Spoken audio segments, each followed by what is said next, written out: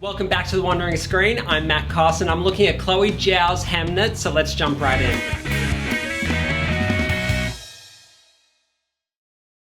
Hamnet is one of the best films of the year and it almost lost me in the last 5 minutes. Not because the ending stops working, not because Chloe Zhao fumbles the emotion, and not because the performances suddenly collapse, no. It was because of one musical cue. One very specific, very familiar musical cue that completely yanked me out of my emotional spiral. And I want to start with that because the rest of the film is so overwhelmingly beautiful that the choice genuinely shocked me. Here's the thing, music in films becomes part of our personal history. It attaches itself to memories, to scenes, to moments. I did not hear Roxanne the same way after Moulin Rouge. Every time Nina Simone's Feeling Good comes on, I brace for a montage or a season finale of a TV show because I've seen it used over and over again in everything from How to Die Alone, and The Handmaid's Tale, and Julia, and So Help Me Todd, and Max Richter's On the Nature of Daylight may as well be a cinematic watermark. It is haunting, it is gorgeous, and it is already stitched into the emotional DNA of Denis Villeneuve's Arrival.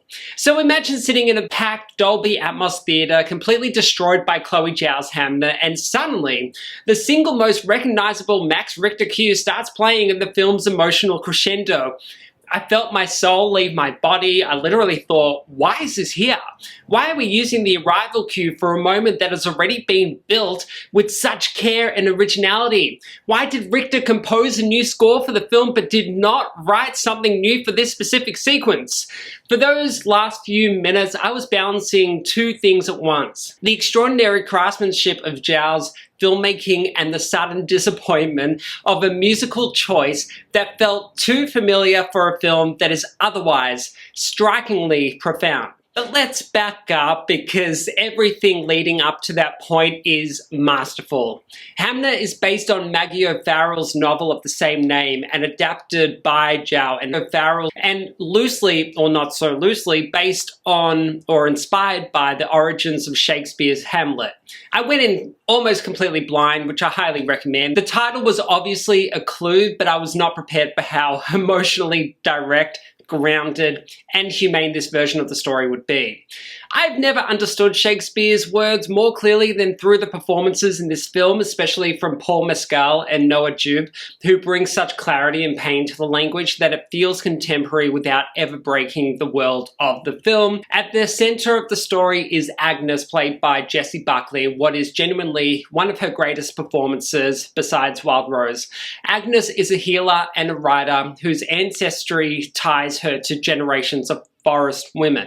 They read the world through touch and intuition, they feel vibrations in the earth, they understand nature with a sensitivity that most people have forgotten. Through Agnes, the film becomes a story about connection both to the land and to the people we love. We follow Agnes and Will through their early relationship, their marriage, and their life with 3 kids in 16th century England.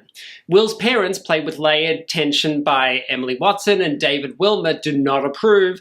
The household is full of pressure and abuse, and you feel the weight of it in every scene. One of the most striking moments involves Will, drunk and desperate, sitting at a desk in their room lit by candlelight. He scribbles half thoughts onto scraps of paper, becoming increasingly frustrated as Agnes tries to soothe him. He pounds the table, wakes the baby, and completely loses control all in one shot. He at once wants to be away from his father and write something meaningful. This sequence captures the film's power. Hamnet is a story about love, heartbreak, grief, anger, fear, passion, and the unbearable beauty and brutality of life.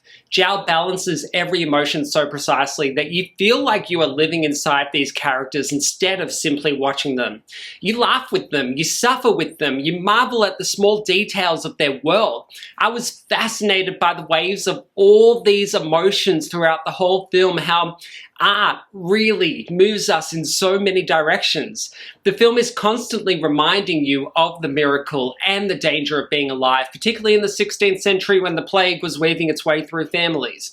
The very first shot tells you everything you need to know. Green leaves rustle in the wind. The frame slowly tilts down to reveal Agnes curled on the earth, draped in natural tones, blending into the dirt. The entire film radiates from that single idea. We come from the land, we return to the land, and everything that happens in between is shaped by forces larger than us. Zhao, cinematographer Lucas Zhao, production designer Fiona Crombie, and costume designer Malgosia Tozanska create a world that feels so lived in. Hands are always dirty, teeth are stained, clothes are frayed. There's no romantic gloss. These characters are made from soil and smoke and sweat. Their environment is harsh, but it's also full of wonder. As the story unfolds, the inevitable tragedy hits with such emotional force that it becomes physically difficult to breathe. Jessie Buckley delivers one of the finest portrayals of grief I have ever seen on screen. She channels every ounce of maternal horror and disbelief and devastation into a reaction that I find myself thinking about days later. And Paul Mescal matches her with work that feels career-defining. He is raw and vulnerable and frighteningly human. There is a moment later in the film where the camera sits in a wide frame of the children's bedroom. Time passes within the same shot and the shift is barely perceptible at first, but once you understand what you're seeing, it's heartbreaking. Zhao is a filmmaker who uses silence, patience, and space to reveal meaning. She trusts the audience to absorb emotion without being spoon-fed, and it's so incredibly effective.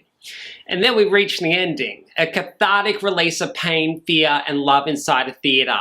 The final stretch should have been overwhelming, and for a moment, it was. The Dolby Atmos presentation is stunning. The sound design wraps around you like a memory. It feels communal, especially with the full audience. But when On the Nature of Daylight begins to play, I jolted out of the experience. It felt derivative, not in the filmmaking, not in the performances, but in the choice to lean on a piece of music that is already stamped into cinematic culture. It is wild how one song can shift your emotional state. After spending 2 hours fully inside this world, I suddenly felt as if I had been pushed back into daylight, not because the film failed, but because the cue carried too much external meaning for me to ignore, and I love playing it on piano. Still, let me be very clear, Hamnet is extraordinary. It is a film that digs into the marrow of what it means to love and lose. It is ambitious, intimate, and terrifyingly emotional. It captures the beauty of nature, the violence of grief, and the strange, sacred resilience of human connection. It is a film that deserves to be seen in a cinema, preferably in Dolby Atmos, so you can feel every gust of wind, every creak of wood, every whispered breath. It is a cinematic experience that stays with you. And even though that ending choice will be debated for years by yours truly, it does not diminish the power of what Zhao, Buckley, Mescal, and the entire team have made here. Hamnet is transcendent filmmaking, and it is one of the best films of the year. You've made it to the end of the video. Thank you so much for watching. Don't forget to give this video a like and subscribe to the Wandering Screen YouTube channel for all the latest movie reviews this award season.